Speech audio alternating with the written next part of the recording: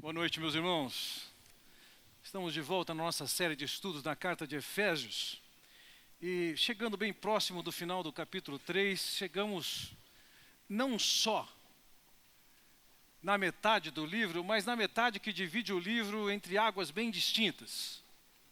Enquanto nos primeiros 3 capítulos, Paulo se dedica a estabelecer as bases da nossa fé, a estrutura do pensamento, da doutrina da nossa fé.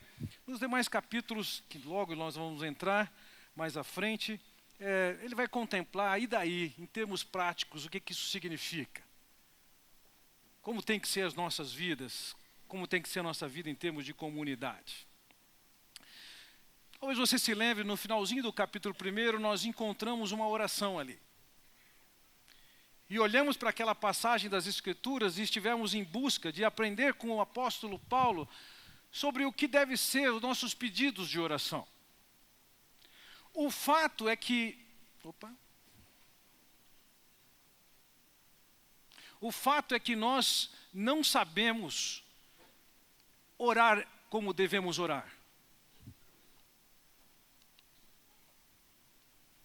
O que eu podia fazer aqui para acertar a projeção, já fiz.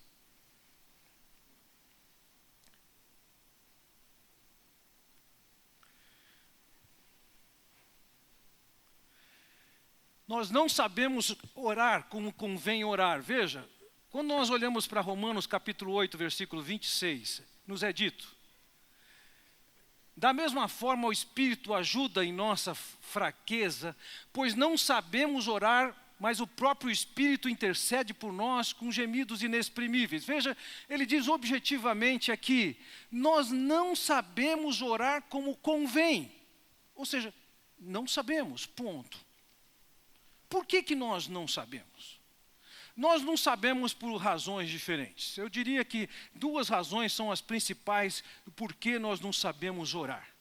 A primeira delas é que quando a gente vem do ambiente das trevas, da distância de Deus, sem conhecer o pensamento de Deus, nós trazemos as nossas pressuposições, nossas crendices, aquilo que nós imaginamos que é o certo, aquilo que nós imaginamos que é orar, e, consequentemente, chegamos para a oração pensando que é somente projetar aquilo que nós pensamos, sonhamos, planejamos.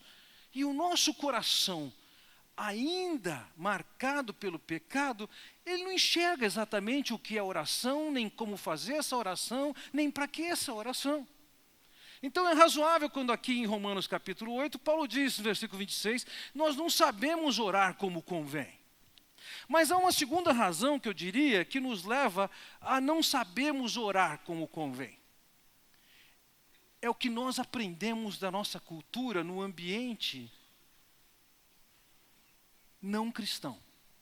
Por exemplo, vamos imaginar que você está acostumado lá na vida que você levava antes, com a fé que você tinha, que você precisava, no caso do recurso de santinhos, e através desses santinhos, então, você iria efetivamente fazer suas orações e seus pedidos a Deus. E você chega na igreja e está achando que você continua tendo que orar para santinho. Ou vamos imaginar que você venha de um ambiente em que as pessoas acreditam que as coisas ruins que acontecem na nossa vida são por causa de espíritos maus, as coisas boas são por causa de espíritos bons, e agora cabe a você atrair os espíritos bons e espantar os espíritos maus. Só basta você fazer uma trocazinha, tira o pai de santo e coloca o pastor e está tudo resolvido. Então você vem com essa mentalidade que precede o seu aprendizado da Escritura e, consequentemente, você acaba projetando para a sua oração uma visão equivocada. Então, tanto o seu coração pecaminoso quanto a cultura de onde você vem nos leva a essa condição que, como ele diz aqui, nós não sabemos orar como convém. Então aí faz todo sentido quando nós lemos aquela passagem de Lucas capítulo 11, versículo 1, em que os discípulos vão para Jesus e diz para eles, Senhor, ensina-nos a orar. Ensina-nos a orar. Os próprios discípulos, os apóstolos do Senhor Jesus, eles partiram desse pressuposto que eles não sabiam orar. E que eles precisavam ser ensinados acerca da oração. Então nós também vivemos o mesmo conflito, a mesma limitação, a mesma ignorância, não sabemos orar como convém e nós precisamos aprender a orar. Então eu quero pegar com vocês agora essa passagem das Escrituras, aqui com o apóstolo Paulo em Efésios, em que ele começa a fazer uma oração e durante 3 domingos, nesse e nos próximos 2, nós vamos aprender acerca dessa oração. Hoje eu queria olhar com vocês para os versículos iniciais dessa passagem, mais especificamente o versículo 14 até o início do versículo 6, e aprendemos algumas questões básicas, porque a oração, ela é fundamental. A oração é o principal meio que os filhos de Deus têm de se comunicarem e se relacionarem com Deus Pai. Agora, quando nós lemos essa passagem que nós vamos considerar hoje, à noite, nós vamos nos deparar com uma realidade que o texto pode trazer algumas dúvidas e algumas perguntas ao seu coração. Então eu gostaria de fazer algumas perguntas que requerem respostas objetivas e com essas respostas nós possamos crescer no entendimento de como orar. Então, quais são essas perguntas? A primeira pergunta que eu quero considerar com vocês aqui é o que ele falara antes. Veja, logo no início do capítulo 3, se você observar lá, no versículo 1, Paulo diz assim: por essa razão, eu, Paulo, prisioneiro de Cristo Jesus por amor de vocês, gentios, ele ia continuar dizendo aqui, por essa razão eu vou orar. Por essa razão eu oro. Mas Paulo deu uma desviada no texto que ele ia escrever aqui, e ele deu uma divagada no versículo 2 até o versículo 13, sobre um assunto relacionado com o que ele falou antes, mas fugindo daquilo que ele estava começando a fazer. Se você já teve a experiência de repente, estar no seu tempo de oração e perceber que você sumiu da oração, você nem lembra que você estava orando. Paulo também fez isso. No versículo 1 ele vai entrar no assunto da oração, no versículo 2 ele dá uma desviada, e aí no versículo 14 ele volta para o assunto. Veja lá, por essa razão ajoelho-me diante do Pai. Então veja que o fato de ele orar está relacionado com aquilo que ele havia falado antes. Antes, na verdade, do versículo 1, que é quando ele já tinha a intenção de começar a sua oração. Por isso, no versículo 1, ele diz, por essa razão. No versículo 14, ele vai voltar a dizer, por essa razão. E, na verdade, eu entendo que ele está se referindo aqui ao que ele disse no capítulo 2, do versículo 11 ao versículo 22. O que ele desenvolve ao longo do capítulo 2, entre o versículo 11 e o versículo 22, é a matéria, é a razão que o leva a orar. Qual é a importância disso? Primeiro vamos ver o que é que estava incluído nos versículos 11 a 22 do capítulo 2, para sabermos então qual é a importância disso em termos de oração. Vamos lembrar aqui. No versículo 13 do capítulo 2, o apóstolo Paulo, ele diz o seguinte, vocês que estavam distantes, vocês que estavam bloqueados, não podendo mais chegar até Deus, ele diz ali no versículo 11, vocês foram aproximados, versículo 13 mais especificamente. Ou seja, ele está olhando para a nossa história, e a história de todo ser humano é essa, ele vive longe de Deus, sem ter acesso a Deus. Mas acontece que Deus providenciou para que nós tivéssemos como chegar até Ele, agora temos acesso a Ele, antes tinha um bloqueio, agora a porta foi aberta. No versículo 15, ele vai dizer que das pessoas que chegaram até Cristo, entendendo que Cristo morreu e pagou na cruz os pecados, ele resgatou essas pessoas e com essas pessoas ele fez um novo grupo, uma nova sociedade chamada de igreja, que é a reunião de todos aqueles que entenderam, reconheceram e se subjugaram ao Senhor Jesus Cristo. Creram nele, desfrutam da salvação. Essas pessoas foram inseridas num projeto que Deus tem, que é a sua igreja. No versículo 18, ele diz que nós fomos pacificados com Deus. Pouco antes, ainda no capítulo 2, no versículo 3, ele disse: nós estávamos debaixo da ira de Deus, destinados à ira de Deus. Nós éramos filhos da ira. Isso significa, o que nós merecíamos era a expressão de indignação de Deus, porque as nossas vidas e condutas não eram compatíveis com as exigências de Deus. Mas o Senhor Jesus Cristo, quando veio naquela cruz, ele carregou sobre si as nossas culpas, carregou sobre si o castigo digno das nossas culpas. Nós fomos pacificados, não temos mais dívida com Deus. Então, comece a ver o desenvolvimento dessas ideias. Fomos aproximados, fomos inseridos nessa nova sociedade que Deus criou, fomos pacificados, podemos chegar até Deus sem medo, sem nos sentirmos ameaçados. No versículo 19, então, ele diz: nós fomos feitos, tornados cidadãos celestiais. No mundo antigo, um indivíduo que não tinha cidadania romana era considerado como alguém que não fosse gente. Agora nós temos cidadania, temos uma identidade, temos uma pátria maior na qual pertencemos. E o fato de sermos essa pátria maior nos dá um novo status. Nós estávamos alijados do reino de Deus e agora nós estamos dentro desse reino e temos cidadania.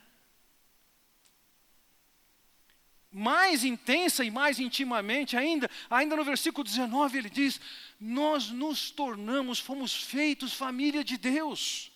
Imaginem, nós éramos considerados inimigos, passíveis de receber toda a ira de Deus, mas por causa do Senhor Jesus Cristo e pelo Senhor Jesus Cristo, agora nós fomos trazidos para o ambiente mais íntimo de Deus, a sua família. Sentamos à mesa com o mesmo Pai que é Deus. E por fim, no versículo 20, ele disse que nós somos santuário e habitação de Deus. Vejam, da perspectiva que Paulo vem desenvolvendo nessa carta, ele nos considera como se fôssemos pedras.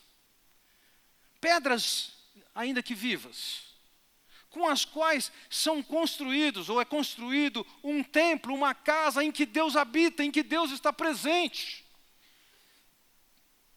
Então, agora que recebemos toda essa quantidade de bênçãos que ele nos diz aqui, ele diz: é por essa razão que eu oro. É por essa razão que eu estou me colocando de joelhos, ele diz. O que eu quero destacar aqui para vocês é que a oração que Paulo faz aqui no capítulo 3, a partir do versículo 14, é uma oração que traz uma reação. Não é uma proação. Você pode, vislumbrando certas circunstâncias e fatos que você conhece e que estão diante de você, você já pode fazer algum exame. Digamos que você tem que fazer um exame de saúde, que o resultado desse exame de saúde pode ser meio crítico. E aí você ora para Deus, e pede para as pessoas orarem por você. Olha, eu vou fazer um exame. Quando uma pessoa me pergunta assim, quando vai fazer um exame de saúde, eu fico me perguntando o que a pessoa quer que eu ore. Que no exame saia absolutamente a verdade do que está acontecendo, ou se ela prefere ouvir que não tem nada, mesmo que não seja verdade. De qualquer maneira, Quando antes do exame você está fazendo um pedido de oração, ou orando, você está pedindo proativamente. Você não sabe o que vai acontecer e você já ora antecipadamente, tentando pavimentar o caminho melhor para você no futuro. Mas a oração de Paulo aqui é diferente. Ele não ora se antecipando alguma coisa que vai acontecer. Ele ora em função de uma compreensão, de uma percepção que ele já teve. Paulo, iluminado por Deus, inspirado por Deus, ele coloca essas verdades nas Escrituras, e quando nós ouvimos essas verdades nas Escrituras, devemos ter a mesma reação dele, na medida em que ele, ao entender, orou, eu diria, na medida em que nós entendemos o que o apóstolo Paulo fala, nós temos que orar. Ou seja, eu estou defendendo aqui que a nossa oração seja principalmente reativa. Você já esteve na situação em que você está orando e de repente você se depara com uma consciência de que você não tem muita coisa pelo qual orar? Falta conteúdo. Eu quero dizer, se falta conteúdo pelo que orar, eu quero sugerir que você associe a sua prática de oração seguida à sua prática de devoção na palavra. Você tem seu tempo pessoal lendo as Escrituras. Reaja ao que você está lendo. Você tem um tempo na classe de escola bíblica em que você está aprendendo algumas verdades, ou aqui no culto. Eu queria propor para você que você, na sequência, estivesse orando. Então vejam, na medida que você tem uma compreensão do que as Escrituras falam, você ora em função daquela nova compreensão. Então você descobre ali que Deus pacificou-nos, que Deus me deu acesso a Ele. Você pode reagir com Deus dizendo, Senhor, eu quero te agradecer. Eu merecia todo o castigo justo do meu pecado. Mas Cristo morreu por mim, não tem mais pecado, não tem mais culpa. Eu quero te agradecer por isso. Senhor, a propósito, eu queria colocar diante do Senhor alguns nomes de pessoas que ainda não conhecem essa verdade do Evangelho. Eu quero orar por pessoas tais e tais. E você segue no texto e descobre que foi Deus que constituiu a sua igreja, um plano que já estava estabelecido no seu coração antes dos tempos eternos. E aí você pode de repente falar, Senhor, eu tenho tido uma atitude tão errada com respeito à igreja. Eu quero que o Senhor limpe isso do meu coração. Eu quero te pedir que o Senhor me dê uma visão da igreja como o Senhor idealizou. Senhor, me ajuda a servir para que a tua igreja seja o que tu queres que ela seja. A propósito, Senhor, eu identifico lá alguns irmãos com os quais eu não tenho grande simpatia. Eu quero orar por eles, que são da mesma igreja que eu. Vejam, isso é uma oração que ela é mais reativa do que proativa. É uma oração que tem como base, que tem como piso para nós a revelação de Deus, a palavra de Deus.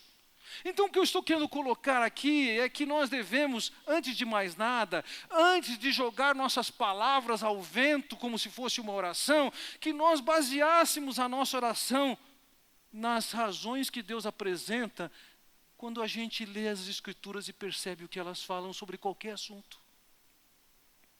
Se você quer assunto para ter na sua conversa com Deus, abra sua Bíblia, vá aprender. E aqui você encontra material para arguir, para questionar, para pedir, para louvar, etc, etc. Então a primeira pergunta que nós estávamos fazendo aqui era a pergunta, o que deve ser a base da oração? O que é a razão que ele diz aqui no versículo 14? Mas a segunda pergunta para a qual eu chamo sua atenção aqui é, qual é a posição certa de orar? Eu digo isso porque, vejam, aqui no versículo 14, dependendo da tradução que você tem aqui, você vai encontrar, por exemplo, por esta razão, ajoelho-me diante do Pai. Há traduções que dizem, por essa razão oro. A bem da verdade, o verbo orar não está no versículo 14, não aparece aqui. A conclusão da oração vem a partir disso. Ele se coloca de joelhos. Isso é uma figura de linguagem, metonímia, em que uma figura comunica uma outra coisa. E estar de joelhos é uma maneira de orar. Isso aqui não é a maneira de orar. Alguém pode orar de joelhos com uma atitude de reconhecimento que está diante de alguém bem maior. Estar de joelhos era reconhecer a autoridade de quem estava diante dele. Era uma postura de reverência e de honra. Mas ao longo das Escrituras, nós vamos encontrar posições diferentes em que as pessoas oravam. Nós vamos encontrar pessoas que oram em pé. Aliás, essa é a principal ocorrência que aparece nas Escrituras. As pessoas orando em pé. Mas também encontramos nas Escrituras pessoas orando deitadas no chão. E nós encontramos nas Escrituras pessoas que colocam a sua cabeça entre os seus joelhos, sentados orando. Então eu identifico, quando eu olho para esses textos diversos, que não existe uma posição certa. Você pode orar de joelhos, de pé, deitado, sentado. Você pode orar dirigindo o seu carro. Mas se você associa oração a fechar os olhos, não faça isso.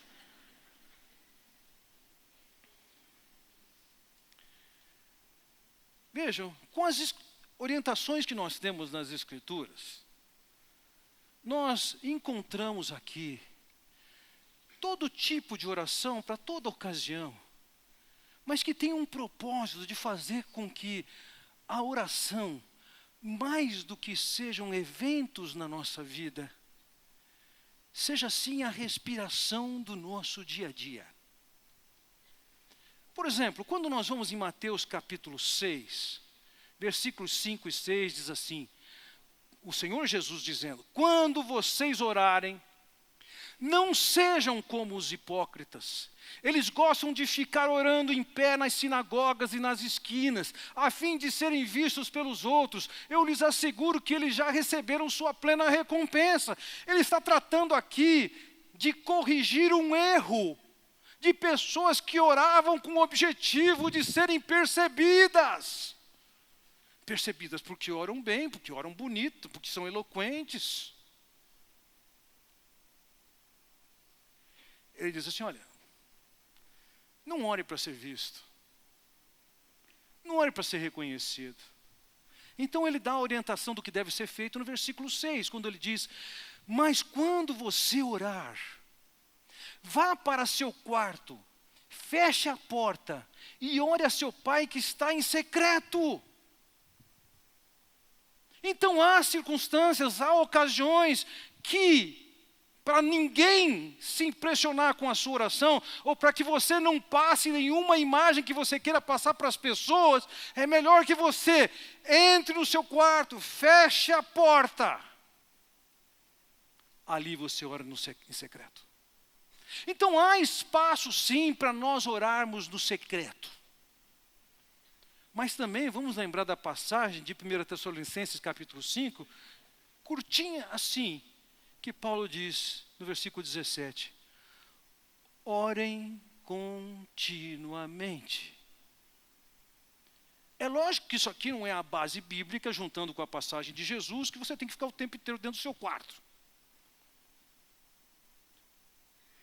Sua esposa não precisa bater na porta do seu quarto, ou seu marido não precisa bater na porta do seu quarto, você fala, não atrapalha, eu estou orando. Continuamente. Não, ele está falando aqui de nós desenvolvermos a prática de termos no nosso dia a dia, em cada evento e situação, essa perspectiva da presença de Deus conosco.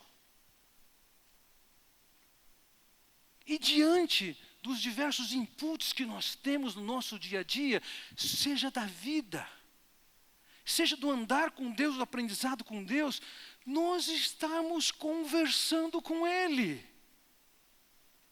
De repente você recebe uma má notícia, como a tragédia ocorrida em Portugal, em que dezenas de pessoas morreram queimadas nesses dias.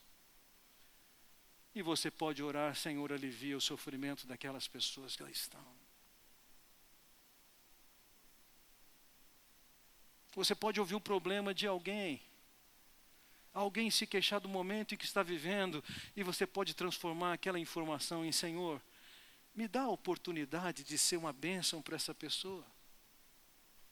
E aí você está lá no seu ambiente de trabalho, quem sabe você seja um professor, uma professora, e você identifica ali uma criança que dá uma dor de cabeça para você tremenda. Você fala: Senhor, eu nem sei qual é a causa que leva essa criança a ser tanto problema assim. Me dá sabedoria para perceber, me dá a oportunidade de expressar amor, me dá a oportunidade de ser um instrumento na vida dela. Você não precisa ter uma boa memória ou anotar num papel para quando você entrar no seu quarto, você orar por isso. Como que a gente ora? Fique à vontade, de pé, de joelhos, deitado, com a cabeça entre os joelhos, sentado no seu carro, no ambiente do seu trabalho. Transforme esse tempo um tempo de conversação com Deus. Assim nós caminhamos para a nossa terceira pergunta. A terceira pergunta que eu quero colocar com vocês e talvez a questão que eu quero mais me ater com vocês nesse momento, é: a quem nós oramos? Veja, o texto, versículo 14 mesmo, antes de passarmos para os demais, ele diz assim: por essa razão, ajoelho-me diante do Pai. E no versículo 15 ele diz: do qual recebe o nome toda a família nos céus e na terra. Alguns estudiosos entendem que o apóstolo Paulo está fazendo um trocadilho aqui entre pai e família. A palavra para pai aqui nesse texto é a palavra patera. E a palavra para família é a palavra patria. Duas palavras que nós temos o correspondente em português quando pensamos em paternalidade e quando pensamos em pátria. Paulo está olhando aqui dizendo: nós estamos dirigindo a nossa oração ao Deus Pai. Ao Deus Pai. Agora, vejam, no Antigo Testamento, raramente Deus era chamado de Pai. No Novo Testamento, ao contrário, raramente Deus não é chamado de Pai. Ele é sempre chamado de Pai.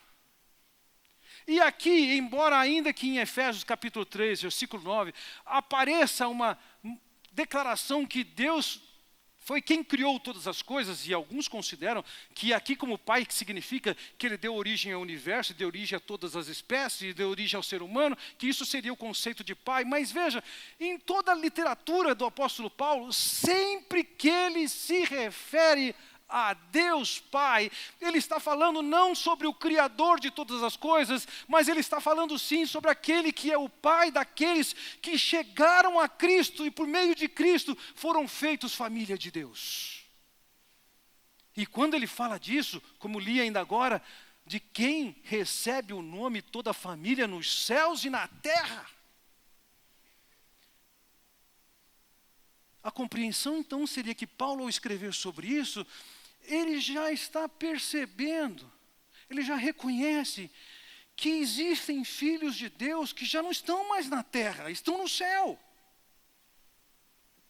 Nas últimas semanas, talvez tenha sido a maior incidência ao longo da minha vida de estar num funeral com irmãos por conta de um irmão em Cristo que deixou de estar conosco aqui na terra e agora está no céu. Nessa semana, nosso irmão Nelson faleceu. E 12 dias atrás, eu estive na casa dele para conversar com ele. Ele estava dormindo, deixamos ele dormir. E tempos depois, a Roberta me chamou ao telefone e falou: Fernando, meu pai quer falar contigo. E na minha conversa com ele teve 3 coisas que ele quis me dizer, mas a segunda delas é que eu destaco assim. Ele disse assim: Fernando, até breve. Estou te esperando lá.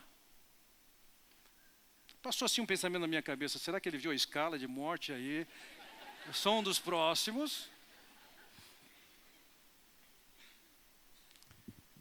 Essa visão tão clara de que partindo daqui ele estaria com o Senhor.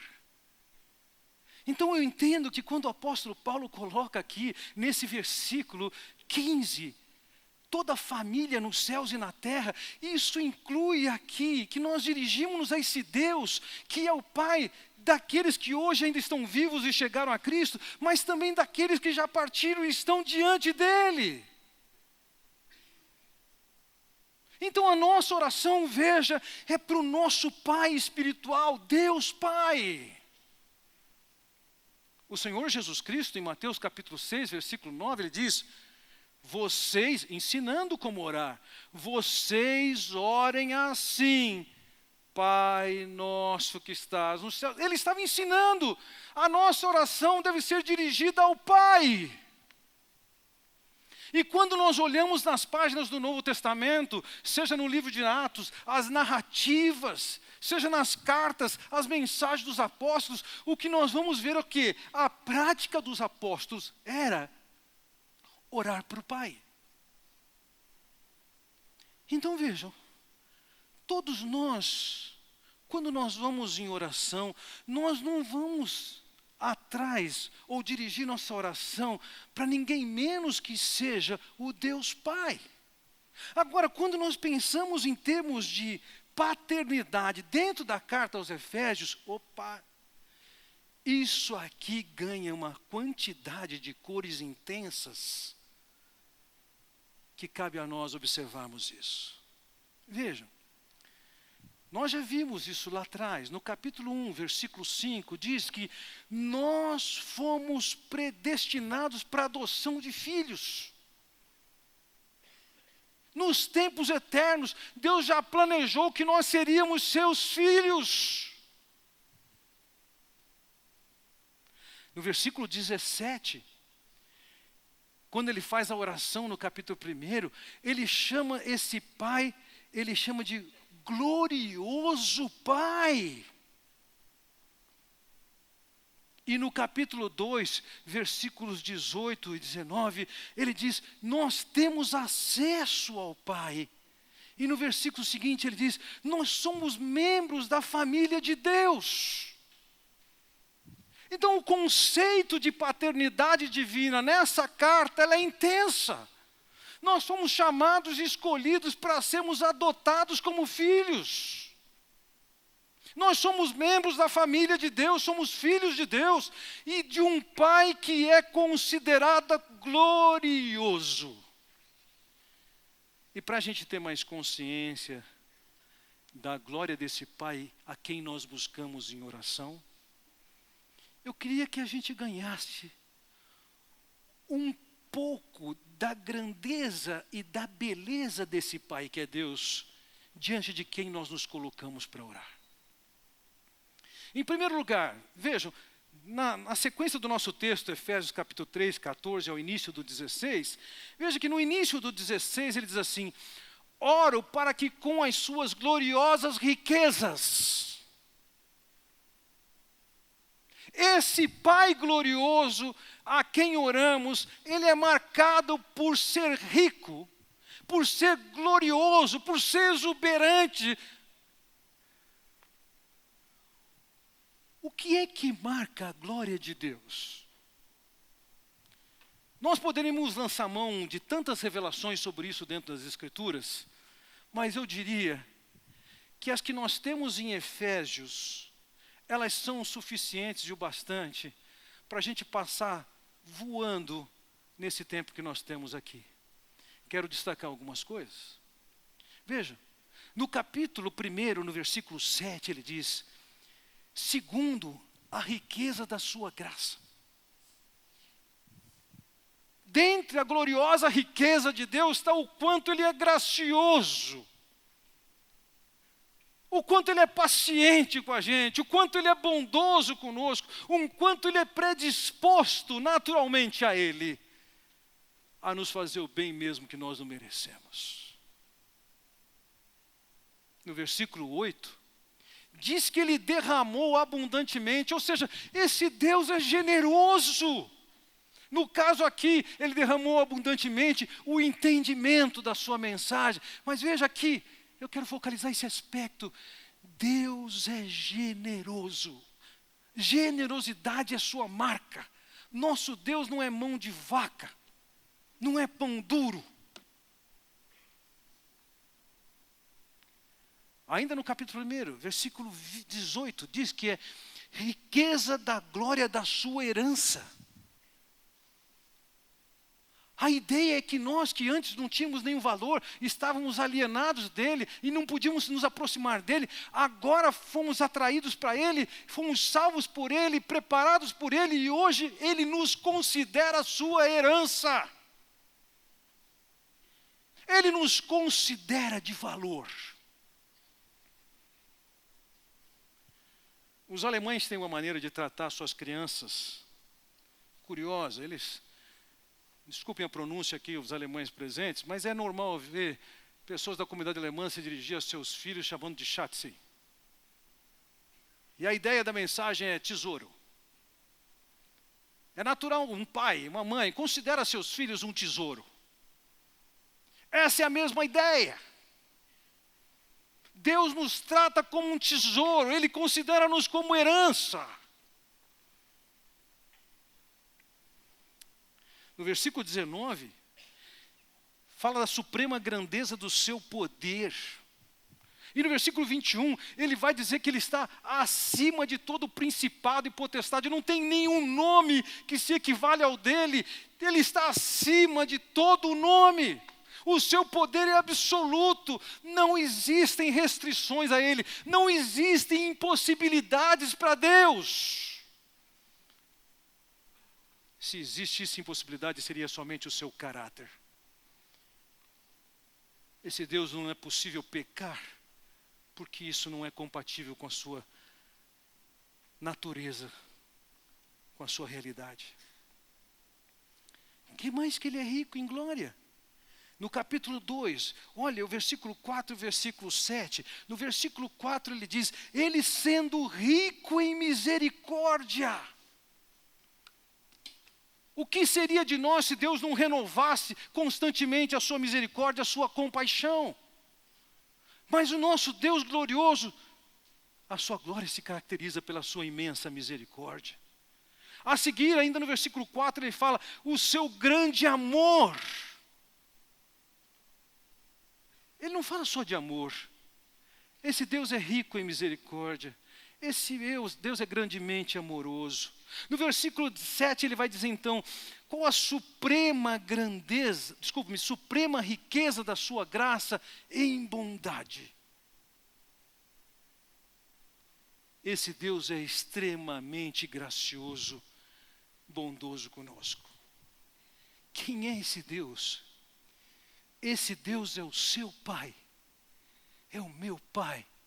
É o Pai de todos aqueles que vieram por meio do Senhor Jesus Cristo a Deus. E por termos chegado a Deus por Jesus Cristo, nós fomos feitos filhos de Deus. E agora nós somos chamados a orar a esse Pai, cheio de glória, misericórdia, poder, bondade, graça, amor. É esse Deus que nós nos dirigimos. Nós nos dirigimos a Ele por conta do que Ele já fez conosco. Nós nos dirigimos a Ele em qualquer posição, seja de pé, seja sentado, de qualquer maneira, nós nos dirigimos a Ele. Meus irmãos, passando para a minha conclusão da minha mensagem. A pergunta então que fica para nós é: a quem você está se dirigindo nas suas orações? Não creio que careça aqui maiores esclarecimentos a quem especificamente nós devemos dirigir nossas orações, mas eu diria mais especificamente o que você conhece desse Deus e Pai a quem você se dirige. Conforme lemos aqui, nós sabemos que o que caracteriza o nosso Deus é a sua imensa bondade, misericórdia, graça, amor, que nos acolheu, nos transformou em alguém de valor para Ele. Nós estamos na mira do plano de Deus. Fomos feitos pessoas com valor e temos a nossa garantia de vida eterna com Ele. Temos a sua presença e companhia conosco enquanto estamos aqui. E temos a certeza de que quando partimos para outra vida, Ele continuará sendo nosso Pai. Numa relação muito mais estreita e íntima, mas sendo nosso Pai. A quem você tem se dirigido? Pode ser que alguns de vocês prefiram orar ajoelhado, outros em pé. Fique a seu critério. A Bíblia não define qual é a forma que você tem que orar. Mas você tem que orar baseado no que esse Deus tem feito, no que esse Deus tem revelado, do seu plano falado, do seu projeto que envolve cada um de vocês. Essa é a oração. Assim, meus irmãos, temos um desafio tremendo aqui. O desafio de aprender a orar. Como eu disse, serão 3 mensagens relacionadas com oração, baseada a partir do versículo 14. Hoje eu queria que você só pensasse nesse aspecto, de que a nossa oração tem que ser uma resposta àquilo que a gente aprende de Deus. Que a nossa oração deve ser feita sempre, e em certas ocasiões pode ser de joelho, ou de pé, ou deitado, ou cabeça entre as pernas, mas também pode ser quando você está dirigindo, ou sentado na sua mesa, no seu ambiente de trabalho. A sua oração é voltada para um Pai cheio de generosidade, absolutamente bondoso, e que quer o nosso bem. Postas essas bases, eu pedi para a Lil trazer aqui para nós alguns princípios, alguns pedidos que devem reger o nosso tempo de oração nesse momento. Com essa base de como orar, nós vamos estabelecer nossos padrões de orar, tanto aqui no nosso ambiente, quando voltarmos para a nossa casa. Que Deus os abençoe. A quem estamos nos dirigindo quando oramos? Com quem estamos falando? Com aquele que conhece os nossos corações, com o Criador dos céus e da terra, com o Pai glorioso? A quem estamos nos dirigindo quando oramos? Ao Deus onipotente? A Bíblia fala que o Senhor está perto dos que o invocam em verdade. O que nós temos feito com tudo isso que temos ouvido, domingo após domingo, com aquilo que temos lido e aprendido nas nossas devocionais, nos nossos estudos individuais? Essas coisas têm moldado as nossas petições, os nossos clamores, os nossos anseios? Devemos orar para que esse Deus glorioso transforme a realidade da oração em nossas vidas. Então, hoje, individualmente, na posição que você preferir, nós vamos primeiro orar para que o Senhor ilumine os olhos do nosso entendimento, para que enxerguemos de fato quem Ele é, o seu poder, a sua glória, a sua majestade. Em segundo, vamos orar para que tenhamos humildade, sabendo que Ele é Deus, e persistência, porque sendo Ele Deus, Ele pode todas as coisas. E terceiro, vamos orar para que a intenção do nosso coração, ao orar, seja que sejamos transformados em verdadeiros seguidores e imitadores de Cristo. Que o Senhor transforme a realidade da oração em nossas vidas. Individualmente vamos orar agora e depois continuaremos em oração com a música que vem a seguir. Vamos orar.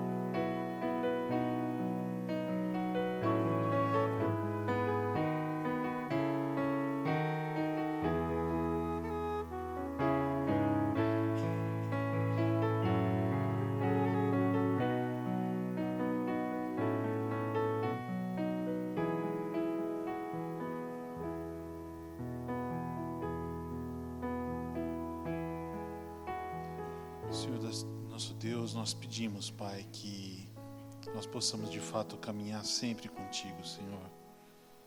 Que a gente entenda que a Sua palavra tem que ser o nosso alimento diário, Senhor. O nosso pão, Senhor. Que a gente tenha cada vez mais de Ti, que essa igreja seja conhecida pela Sua oração, Senhor. E que de fato o Senhor encha cada vez mais cada um de nós de Ti, Senhor. Em nome de Jesus. Amém.